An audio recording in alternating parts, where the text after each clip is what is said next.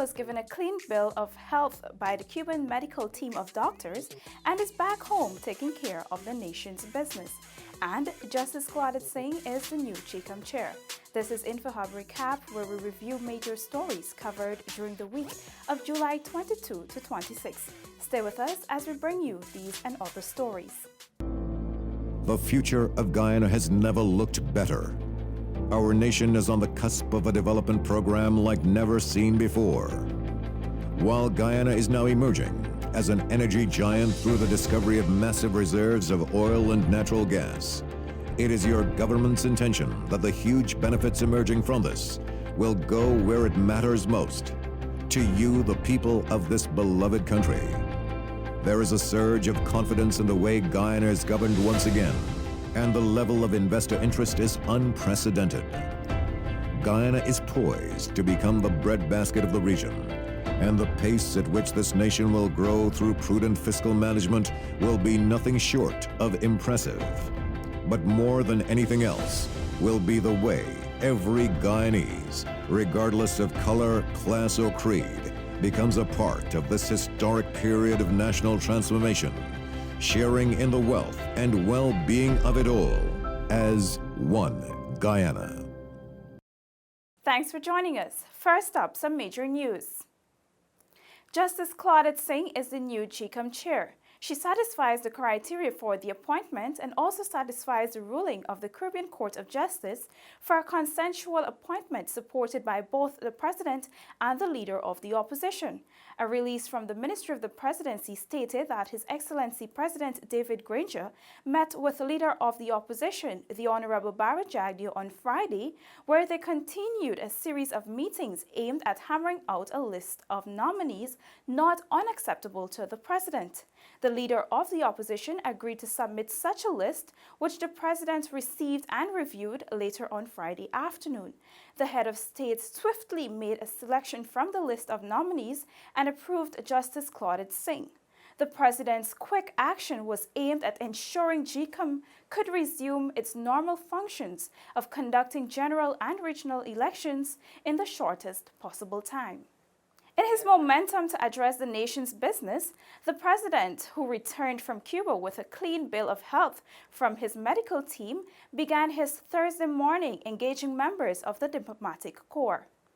I invited you today to explain in greater detail the current political situation in my country. I start by assuring you that the government of Guyana is committed to upholding the Constitution, to respecting the institutions of the state, including the National Assembly and the courts. His Excellency met with the diplomatic community resident in Guyana at State House earlier today, assuring them that his government will ensure the rule of law, safeguarding human and civil rights, and preserving the country's democracy, especially through the conduct of free, fair, and credible local and general and regional elections. President Granger said recent political developments have been subject to some misinterpretation of government's intentions, and they need to be clarified and explained. The government, since the passage of the no-confidence motion in the National Assembly on the 21st of December 2018, sought to respect the decisions of the court. We have upheld the Constitution. We challenge the validity of the no-confidence motion. We defend the challenge to the constitutionality of the appointment of the chairman of the Elections Commission. The legal processes which we initiated were neither frivolous nor calculated to delay the consequences of the no-confidence vote. Through this legal process, His Excellency said his government sought to explain more clearly and to interpret certain provisions of the Constitution. Following a detailed explanation from the December 21 vote to the court process and subsequent ruling of the CCJ, President Granger reiterated that government is committed to complying with the orders of the courts. I have advised the Leader of the Opposition that any list emerging out of a process which does not accord serious consideration to the government's recommendations in the spirit of the CCJ ruling will be spurious, and that I would have great difficulty in accepting such a list. The president says steps have been taken to fortify democracy, adding that the holding of free, fair and credible elections as soon as possible will make Guyana's democracy even stronger. Felicia Valenzuela, InfoHub. Local democracy must be inclusionary.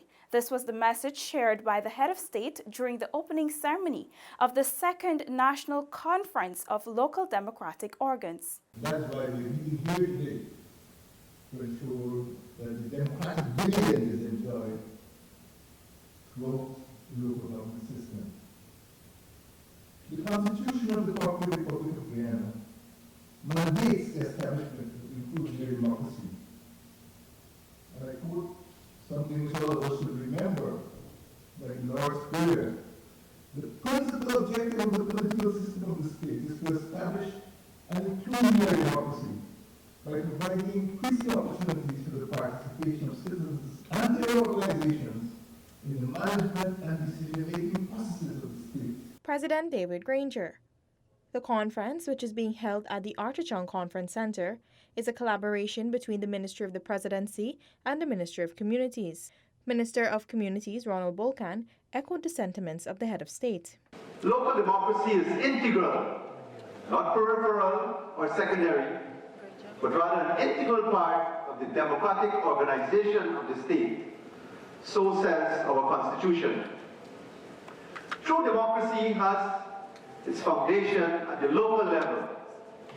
It is at this basic level that citizens are afforded the opportunity to directly influence the conditions under which they live by participating in the management of their community. This form of governance is closest to people and is the vehicle by which the ideals of participatory democracy can be realized. The objective of the conference is to empower and equip local democratic organs to improve service delivery to the residents of their communities, towns, and regions. InfoHub spoke with some of the participants who gave their take on the conference. A conference of this nature would only serve to boost the system of local democracy by keeping the various tiers in line, and so that from the top to the bottom and from the bottom up, we are in touch in terms of development for the communities. We would have able to involve the community at length. Community would have benefit from projects. I think that we are headed in the right direction, and I'm happy I'm at this conference today because it empowers us. We learn new things, we learn how to coexist, we learn how to collaborate for the benefit of this nation. This year's conference will consolidate and build on the achievements made in restoring functionality to the system of local governance. For InfoHub, Anara Khan. Following the Caribbean Court of Justice's ruling on July 12, the government made it clear that it accepts the decision and its interim status. To further ensure the government's position is understood by all, President Granger engaged with private sector and civil society stakeholders on Thursday to give them a better understanding of how the government is expected to function following the ruling and in accordance with Guyana's constitution. The head of state recapped the events following the no-confidence vote in 2018 and reminded of the CCJ's ruling with regard to the coalition government's current status. The president reiterated that no dates or timelines were given by the Caribbean Court of Justice's rulings. It is not, for example, the role of the court to establish a date on or by which the elections must be held, or to lay down timelines and deadlines that, in principle, are the preserve of political actors guided by constitutional imperatives. These are the words of Justice Adrian Saunders, President of the Caribbean Court of Justice.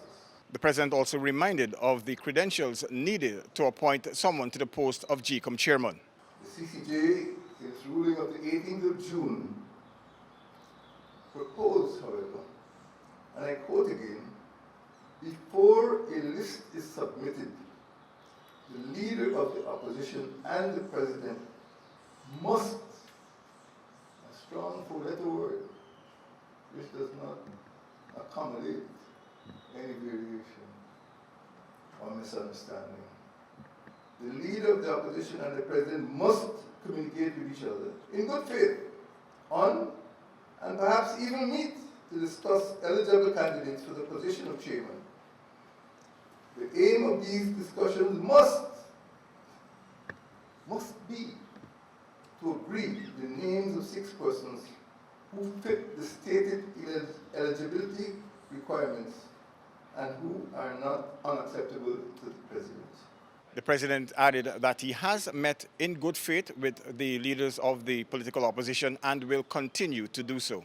He restated the government's commitment to complying with the CCJ's order, the expeditious appointment of the GCOM chairman, and the holding of free and credible elections as soon as possible. Free, fair, and credible elections are essential to representative democracy, but can be assured only if certain minimum conditions are met. These conditions include an independent and functional elections commission, an acceptable and credible official list of electors, and an efficient and competent secretariat to manage those elections in accordance with the Constitution. No other agency or organ of the state has responsibility for elections. Only the Elections Commission. From Breedley Banab State House, Paul McAdam for InfoHub. Prime Minister the Honorable Moses Nagamutu also made it clear that the government is legitimate. During a radio program earlier in the week, he emphasized that the CCJ's ruling indicates that the President and Cabinet can operate on a different footing. We are the government of Guyana. We are the legitimate government of Guyana. We are the government by law of the Cooperative Republic of Guyana, and we will continue to do those things for which we were elected until elections are held. Prime Minister Nagamutu was on the hot seat with Stan Gavaya on 94.1 Boom FM. He explained that the government has accepted the ruling of the CCJ. We have accepted the orders of the CCJ. We believe that the CCJ is our final court of appeal, and the pronouncements of the court by way of orders have to be respected and obeyed. The President and the Cabinet must operate on a different footing. Remember those words, different footing. And who must operate on a different footing? The President and the Cabinet. So therefore, the ruling implied that the Cabinet, the President and the Cabinet continue as the government, but must operate on a different footing. What that different footing is that it is guided by certain conventions. Conventions are that you will do routine functions. Addressing the claims from certain sections regarding the legitimacy of the government, the Prime Minister said this. It's a fiction. It's only an empty imagination. There can be no country that exists in a void. There is always a government. The law presumes that out of necessity that there must be a government. There's no vacuum. They call it what they call, if Mr. Jagdev listens to me now, he'll probably learn a new term. It's called a juristic hypothesis, that there must be a government. Rebecca Ganesh, InfoHub. On Tuesday, the High Court denied a request by attorney Christopher Ram to issue a conservatory order to block the continuation of GCOM's house-to-house registration. The request was denied by Chief Justice Roxanne George. With the conservatory order being blocked, registration is set to continue as per normal. It is important to note that refusing to register is an offense liable to a fine of $16,250 or 6 months imprisonment. House-to-house registration began on Saturday, July 20, and thus far has seen more than 20,000 persons being registered. Public Relations Officer of GCOM, Yolanda Ward, stated during an interview that the number represents citizens' receptiveness and understanding of the seriousness of the registration process. Registration, as you know, is a legal requirement. It is facilitated under the National Registration Act, Chapter 1908, and therefore it is mandated that once you have you've attained the age of 14 years or older, that you should register to be part of the National Register of Registrants. According to Ward, GCOM currently has 29 registration offices, all in operation mode for the exercise. To supplement these offices, the elections body has also established 262 cluster offices across the country that are being manned by assistant registration officers. Field staff will be continuing the registration process from 8 hours to 17 hours on weekends and holidays, and 15 hours to 19 hours on weekdays. The registration process continues until October. Meanwhile, Public Health Minister, the Honorable Vola Lawrence, is questioning the motive of the opposition leader, the Honorable Barrett Jagdew, who has been urging his party's supporters not to participate in the registration process. On the radio program Hot Seat on Wednesday, Minister Lawrence made it clear that the house-to-house registration ensures that all eligible persons are registered and can vote when elections are called. This was highlighted by Minister Lawrence during an interview on the live radio program The Hot Seat on 94.1 FM to discuss topics related to the current political climate in Guyana. The minister noted that the current list is expired since it does not contain eligible persons, while it also contains persons no longer alive or have migrated permanently. This is a process that must be that must take place to ensure that these elections are credible. We're going to elections. We're not running away from it. But we're saying that the elections must be credible. And one of the main aspects of having a credible election begins with the list. The time is right for us to have house-to-house registration.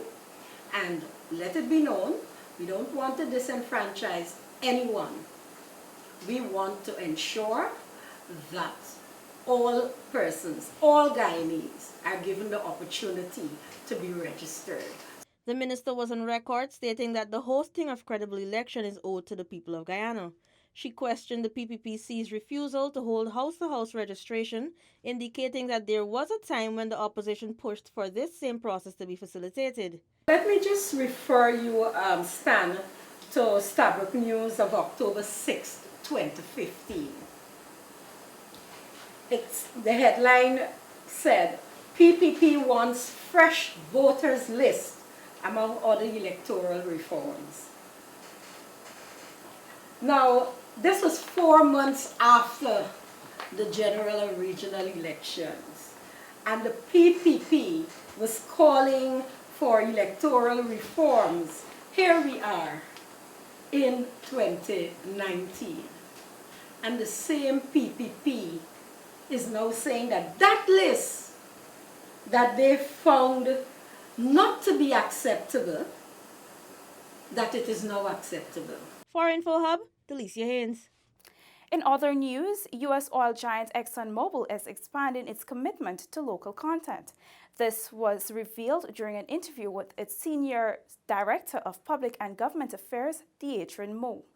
Exxon's Senior Director of Public and Government Affairs, Deidre Moe, revealed exclusively to InfoHub that more than $58 million has been spent using the services of local companies for 2018. So far, first quarter of this year, it was about 24 million, so almost half actually. So we're already, not even, it was like just that fourth of the way through the year. So actually our spend from 2015 to 2019 is kind of doubled almost every year, and we're really probably on track to do about the same. According to the Exxon Mobil company official, its spending on the services of local companies is made more significant by its multiplier effect. That will increase over time as well. We're really in the early stages of kind of moving forward as an industry, right? That's one project, right, and it's one company. But as the industry continues to grow, that we expect that spend to continue to increase and revenues start to come in, and over time it will grow. Exxon Mobil is also assisting with training and offering support to the Center for Local Business Development. This facility assists local companies and individuals to not only learn about the oil and gas sector, but also to examine what kind of activities are needed and the standards required. The center also offers a number of safety classes, and a lot of times the companies that we're utilizing, a lot of our prime contractors that are doing work very closely with local companies that they are using to then also help help mentor and steward and make sure there's oversight to kind of help in that realm, to make sure, because I think really everyone understands how important it is to be safe. Dozens of companies are working with Exxon Mobil in various fields, These include supplying rations and a variety of shore-based operations essential to the oil and gas industry's operations. The coalition government is also finalizing a local content policy that will define how companies within the sector are expected to utilize local content and resources in a variety of ways. Paul McAdam for InfoHub. An investment outreach hosted by Guyana's High Commission in Trinidad and Tobago saw over 200 business leaders in attendance. A high-level government team was there to ensure potential investors understand the new opportunities that are on the horizon for Guyana. Thank you, Nara. The investment conference at the Trinidad Hyatt Regency Hotel saw Prime Minister Moses Nagamootoo, Ministers Amna Ali, Raphael Trotman, and David Patterson, Director General of the Ministry of the Presidency, Joseph Harmon, and Georgetown's Mayor, Ubraj Narain, on July 19, Friday evening, engaging key business holders. The Guyana team detailed investment opportunities here and outlined Guyana's Green State Development Strategy policy. Prime Minister Moses Nagamootoo said it was about taking government to the investors. Today, you're coming when new opportunities are on the horizon, and you should not be treated any less. In fact, you should be treated with greater kindness and compassion and rendered all the assistance, as you see on the board, tax concessions, exemptions, tax holidays, restricted repatriation of profits. All those things should be not an incentive for you to come to Guyana, but for those who have stayed the course, as a tribute to your consistency that you have chosen Guyana as a destination for investment. Trinidad and Tobago's Minister of Energy, the Honorable Franklin Can, urged his ministry's business stakeholders to take advantage of the opportunities in Guyana. You have to understand the sentiments of both countries. You are a businessman, you're going for an opportunity. You have to respect local culture, you have to respect local idiosyncrasies, you have to understand the environment into which you operate. You cannot go in with a bulldozer. You have to understand clearly what you're going into. Trinidad has tremendous opportunities to offer, so does Guyana. Guyana is starting from ground zero, but they can go from ground zero to ground whatever in the shortest possible time. Minister Khan also commended the coalition government for its push to train youths and develop its human resource capacity. They will be the next level of leaders and professionals. And the earlier you train them and train them in the right way, the future of your country will be secured. After the formal program, the investors engaged in one-on-one discussions with the Guyanese officials. Keen interest was expressed in investment in oil and gas, hospitality, manufacturing, agriculture, and other sectors. A 5-minute video highlighting Guyana's attractiveness as an investment destination was also presented. And I'll hand you back to Anara. The Financial Intelligence Unit has established memoranda of understanding with several government agencies, expanding its reach for information gathering.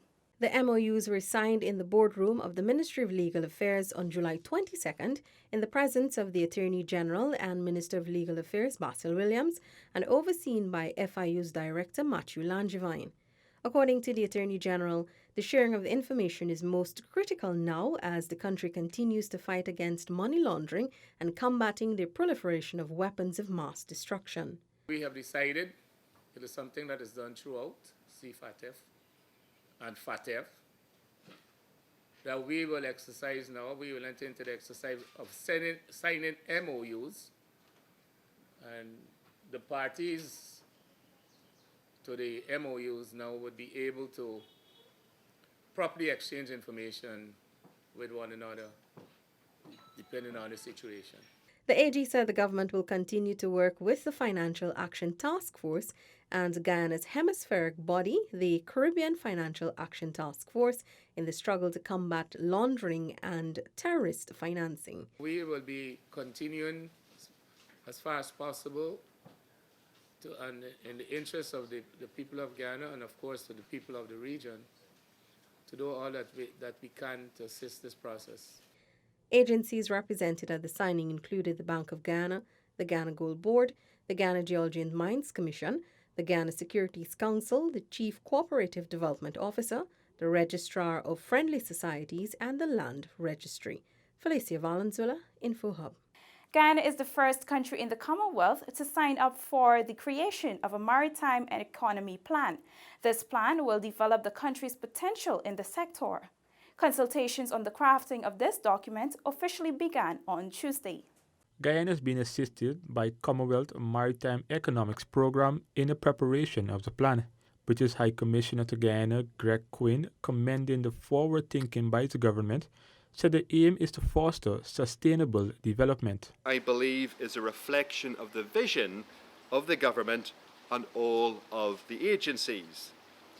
All are clearly aware of the fact that the future of Guyana must rest on an effective use and conservation of all sectors of the country's economy. The plan aims to identify sectors of the maritime industries that foster sustainable development and to prepare a tailored action plan to address gaps, overcome obstacles, and build capacity to build and grow those sectors.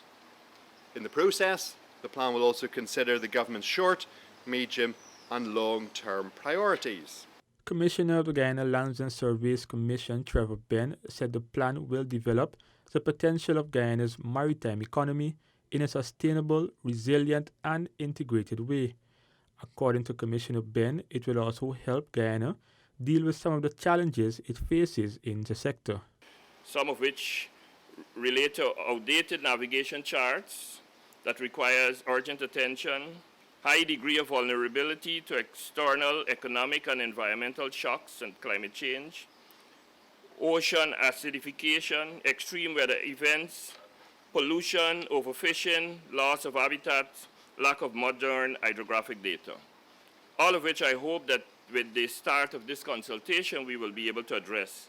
The joint work on the development of the Maritime Economy Plan began back in 2016. Stakeholders were drawn from all sectors of Guyana. The consultation process is being led by Jonathan McHugh and Felipe Stigler.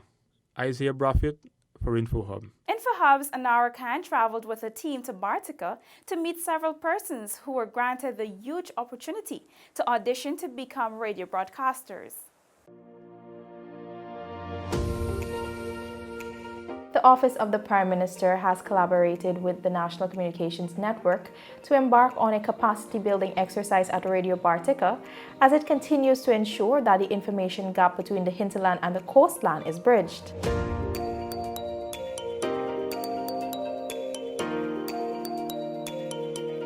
Speaking to InfoHub, Regional Radio Manager Michelle Abraham Ali remarked that the exercise was aimed at familiarizing the trainees with the skills needed to become a broadcaster before commencing the formal training. We want them to appreciate very early in the orientation that it requires two things: an active and working mind or brain, and of course the tool that we do this with is your voice, your familiarity with language, your knowledge of the area around you, your space, things happening around the country. InfoHub spoke to some of the participants who shared what it was that sparked their interest in radio broadcasting. I'm interested in becoming a broadcaster because it's like me giving back to my region, and I've always wanted to voice my opinions, and I have an interest in youths and getting them involved. As a young person in my society and an ambassador, being highly recognized as well, I want to see effort placed into youths whereby our interests aren't just heard and said they're going to get done, but actually is put forward. For me, literacy has been one of our problematic areas, looking at our results from the last assessment. So should I be a part of this? I can have a platform now to encourage young persons to improve their writing skills, their listening skills, their speaking skills. The training, which will commence in a matter of weeks, will be conducted by Dr. Robin Diodat.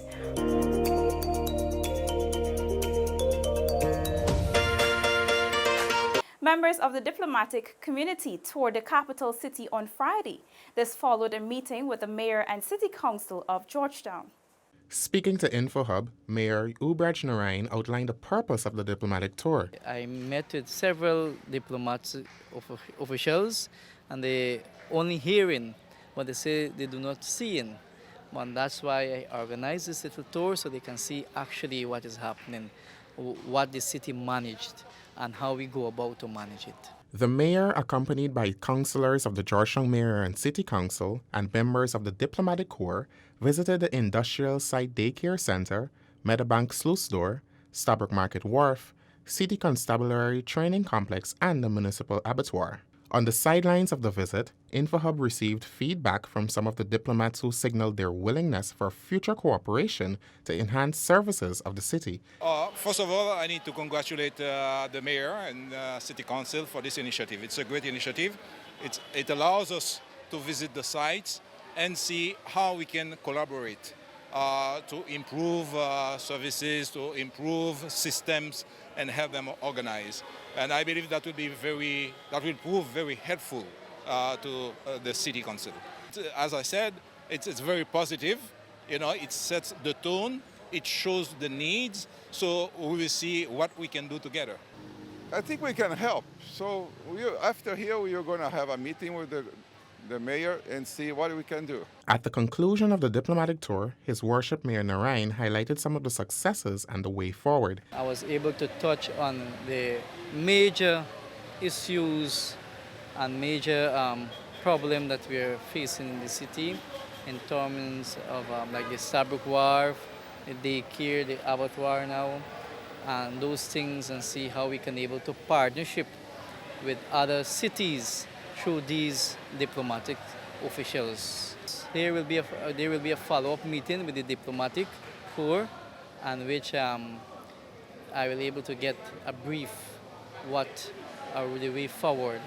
Reported from the last leg of the diplomatic tour at the Municipal Abattoir with videographer Akeem Thomas, Shaquille Bourne for InfoHub. A high-level ministerial team visited the CCTV Command Center in Liliendal on the east coast of Demerara on Friday. Our team was there to bring you coverage.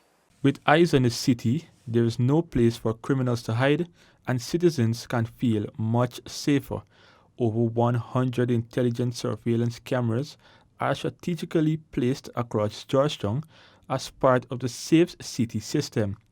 The Safe City system is a component of the $66.8 billion or US $32 million National Broadband Project.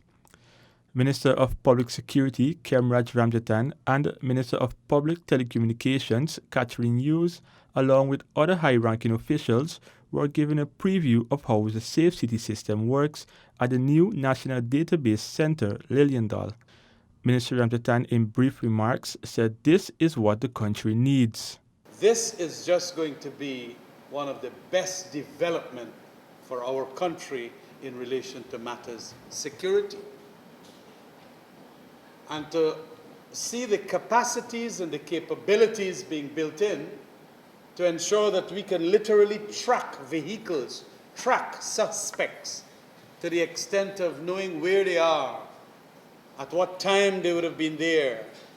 Through this technology, I am just so thrilled. The project is a collaboration between the governments of Guyana and China. The high-tech system can perform face and license recognition. Several police vehicles are also equipped with cameras and radios that can be traced at any time. The Chinese ambassador to Guyana said that security is paramount. I think that in 21st century, we cannot only count on the people. We have to count on the technology and the equipment. So this is a good thing here. We have technology. Now the people, most majority, I think will be happy. But only the least few people are not happy. For example, the criminals. The project in the city is a pilot and is expected to be implemented across the country soon. While the command center for the Guyana Police Force will be constructed shortly, they will have full access to use the current system. Isaiah Braffett for InfoHub. Minister of Public Health, the Honorable Valda Lawrence, pledges to carry on the work of the Advancing Partners Communities Project. The Advancing Partners and Communities Project sought to advance and support programs and initiatives in an effort to improve overall health, specifically in the area of HIV/AIDS. At the closing ceremony of the 6-year project, Minister Lawrence pledged to build on the successes of the APC. In the light of reduction in donor funding, the government of the Cooperative Republic of Guyana was proactive. We've been proactive in putting systems in place to invest in the work of NGOs. This was done via social contracting, where through domestic funds, we will be able to utilize it to continue the work started by APC in Region 4. Noting the many highlights of the project, Minister Lawrence said the data gathered by the APC will be useful to her ministry. U.S. Ambassador Sarah Ann Lynch, who also attended the closing ceremony, spoke of USAID's role in implementing the ACP in Guyana and how it has helped the country achieve specific targets. In recent years, there has been a marked shift by the Ministry of Health and National AIDS committees to proactively engage community-based organizations in the fight against HIV. I wish to encourage you to keep up the good work. And as we saw, there have been a lot of achievements, so I'm sure there will be more, so that the gains made through this partnership over the years are not lost, but rather form the solid foundation on which to build and achieve Guyana's first AIDS-free generation. Since the start of the project's implementation, ACP representatives have worked with Artiste in direct support and Guyana Trans United to ensure that specified target groups are reached. For InfoHub, Delicia Haynes. This has been InfoHub Recap, which looked at major stories carried between July 22 to 26. Remember to subscribe to our website for more stories and follow us on our social media platforms. Have a safe and enjoyable weekend. Goodbye.